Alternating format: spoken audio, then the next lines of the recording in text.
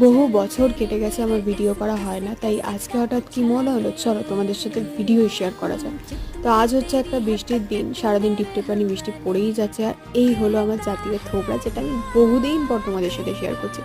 এই অনেকগুলো মাসে অনেক কিছু কিনেছি, অনেক কিছু ঘটে গেছে, সেগুলো কিছুই শেয়ার করা হয়নি। তার মধ্যে এইটা হচ্ছে একটা ছোট পার্ট। এটা হচ্ছে আমার বার্থডে গিফট। এটা হচ্ছে একটা ছোট্ট অ্যাকোরিয়াম, আমার খুব ফেভারিট এটা।